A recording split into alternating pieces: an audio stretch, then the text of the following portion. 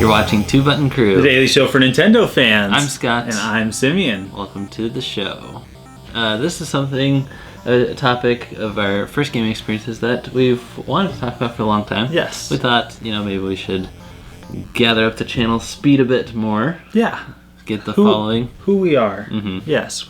So we're going to go way back when to the olden days. Yep. So, Scotty, why don't you start us off? What are your first gaming memories?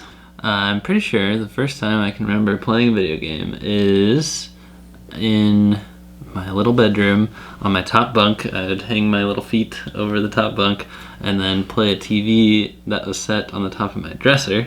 Kind of a weird spot now that I think about it.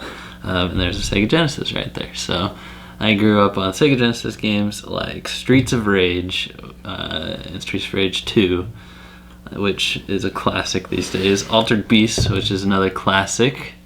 And then some Sonic games. Mm-hmm. Those are the main ones I remember on Sega Genesis. Now you have a story to tell. Maybe we could save this for a stream, but why don't we talk about it right now? A story about when you, I can't remember, it was this kindergarten that you were going to, and you had been playing Streets of Rage. Yeah.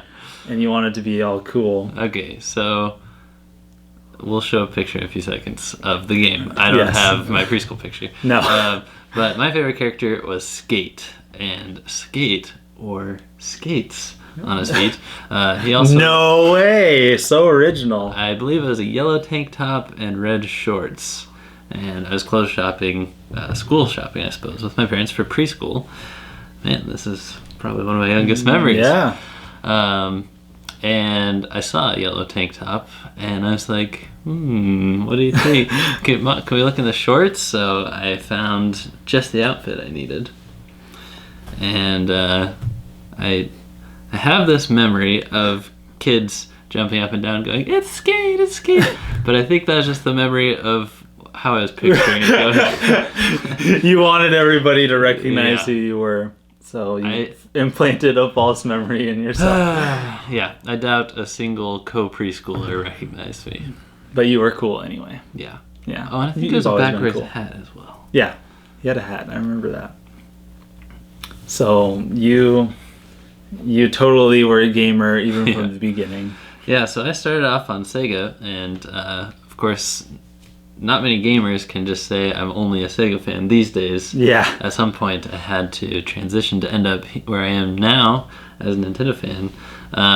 And we met playing Nintendo. Mm-hmm. Yep, that was Scott. If you're wondering, notice how that was a question, because Scott, you probably don't really have any recollection of the time that we first met, but we did meet the first time, and we played Nintendo and NES the very first time that we met. And you already had one at home. What was your first experiences? So my parents got my brothers. I have two older brothers. They got them an NES when my brother that's older than me was still pretty young. And so when I was born, they had already had it. So I was kind of born into an NES household. By the time I was born, the Super Nintendo was out, but I didn't get to play a Super Nintendo for the first time till I was like 7 or 8 years old. Wow. So we just had NES, and then I'd go over to my friends and play Sega Genesis. My very first games that I can remember were Super Mario Brothers and Mega Man 2. And we also had Super Mario Brothers 3, but really when I think back, like my earliest ones were Mega Man 2 and Super Mario Bros. That's a good Mega Man game to get in on. Absolutely. We also had Mega Man 3. Which and you eventually prefer, huh?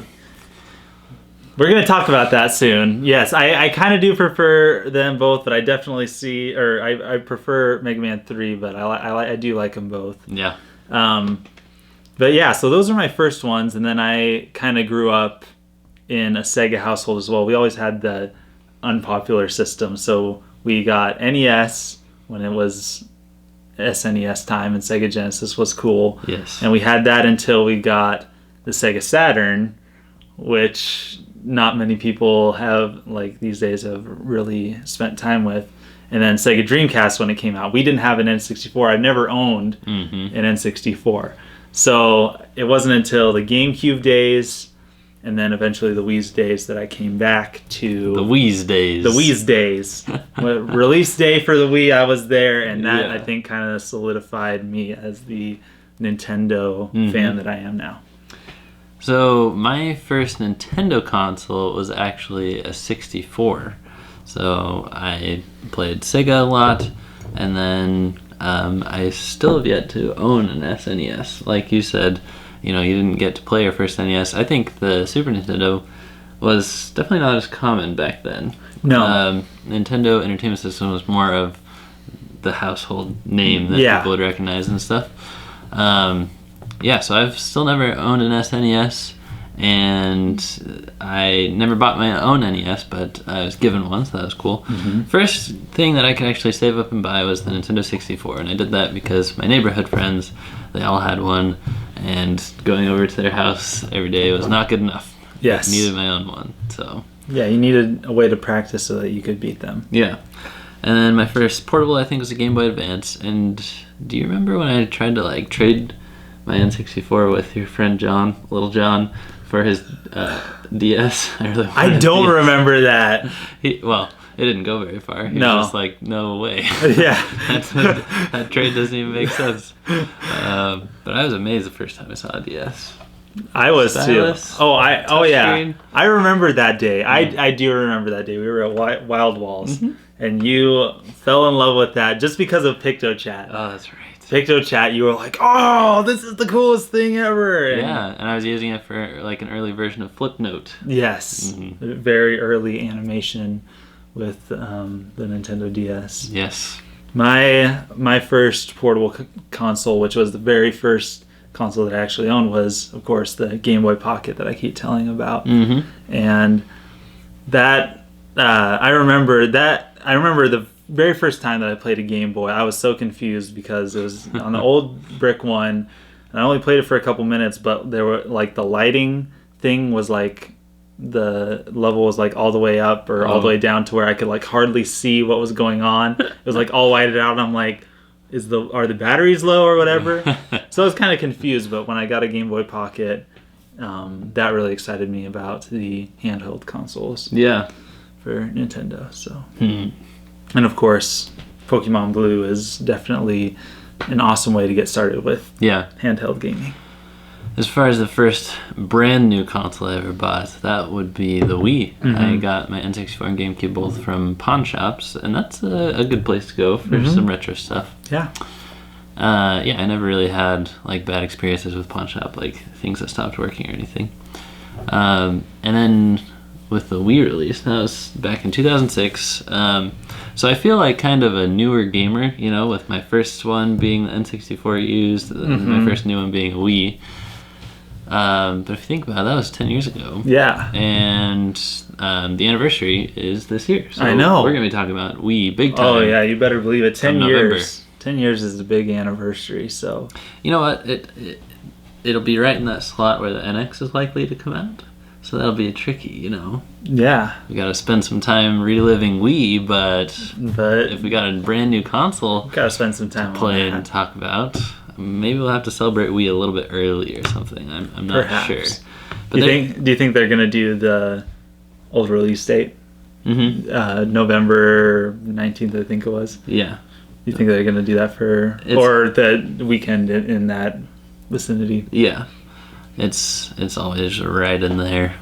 So Nintendo keeping those releases consistent. yes. Releases consistent. So there you go. There's a look at our gaming past. If you'd like to find out more about the crew, including Ryan, you can go to our website, and we hardly ever point people to our website because YouTube is where we want you to subscribe. But twobuttoncrew.com, fully functioning website. Go to it on your computer or your phone, whatever you like. It has all of our shows there. It has some bonus little snippets that we write with each little bios. But also on each of the episodes. Little clever taglines, witty comments. Yes, in jokes. There's a lot good ways to sort. You can look at episodes by character, by console, whatever you want. twobuttoncrew.com, and then click on About to find out more about us. We have some really fun bios written up for you guys. Thank you for watching, and thanks for being part of the crew.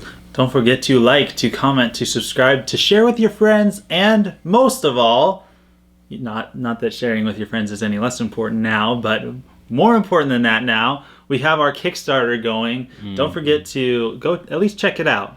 Just see what it's all about. We want to give you guys some inside info on Penny Arcade Expo. So send us there, and we will reward you all. Yeah, and I'd cool like stuff. to request for the comments on this episode your first gaming experiences. Yes. We'll see you next time. I almost went for don't forget to like the comment. Just do it all over again. And don't forget the Kickstarter. And don't forget the Kickstarter.